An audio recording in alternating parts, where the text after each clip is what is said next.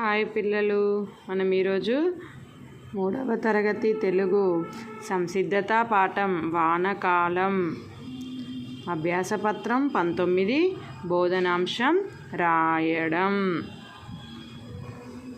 First bit ధారాళంగా చదవడం, అర్థం చేసుకోవడం. కింది పదాలను చదవండి. కా ఒత్తు పదాలను గుర్తించి సున్నా చుట్టండి. ఇచ్చిన పదాలలో మనం కావత్తు పదాలకి సున్నా చుట్టాలి. చూడండి ఒకసారి ఇచ్చిన పదాలు ఏంటి?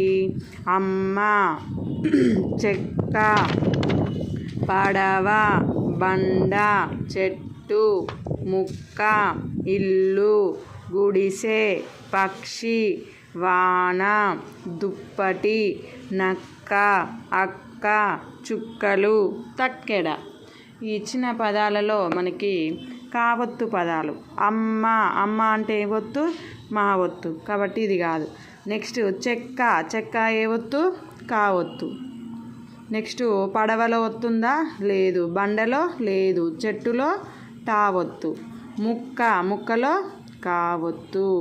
ఇల్లు, ఇల్లులో లావొత్తు. గుడిసె ఒత్తు లేదు. పక్షి లేదు. వాన, దుప్పటిలో పావొత్తు. నక్కలో కావొత్తు. అక్కలో కావొత్తు.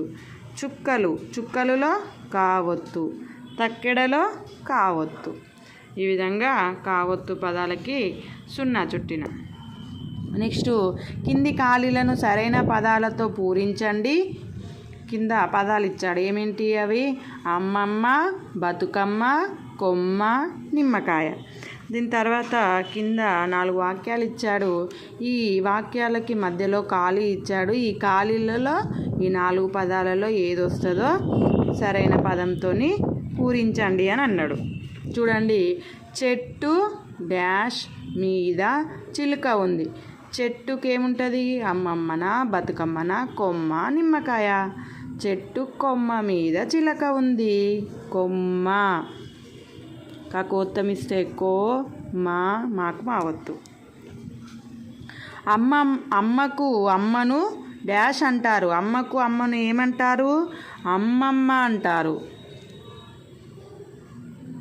ఆ, మా, మాకు మావత్తు. మా, మాకు మావత్తు. అమ్మమ్మ. గుమ్మడి పూలు, గునుగు పూలు తెచ్చి డాష్ను పేర్చారు. ఏం పేర్చారు? బతుకమ్మను. బా, తాకొమ్మిస్తే తూ, కా, మా, మాకు మావత్తు. బతుకమ్మను. రజని డాష్తో పులిహోర చేసింది. పులిహోర దేంతో చేస్తారు? నిమ్మకాయ. నా గుడిస్తే నీ, మా, మాకు మావత్తు. కాకు దీర్ఘం ఇస్తే కా, యా, నిమ్మకాయ. నెక్స్ట్ ఆలోచించి సొంతంగా రాయడం స్వీయ రచన. కింది పదాలతో సొంత వాక్యాలు రాయండి. ఉయ్యాల, ఉయ్యాలతో సొంత వాక్యం ఏం రాస్తాం? పాప ఉయ్యాలలో ఊగుతుంది. పాప ఉయ్యాలలో ఊగుతుంది. ఉయ్యాల అనే పదం వచ్చింది కదా, ఉయ్యాల. నెక్స్ట్ పొద్దున, పొద్దున అనంటే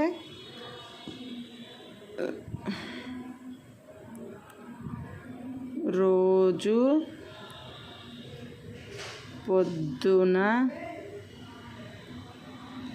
నిద్ర లేవాలి.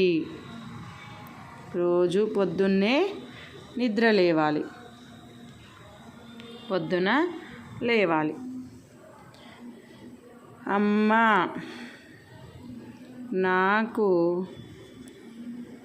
అమ్మ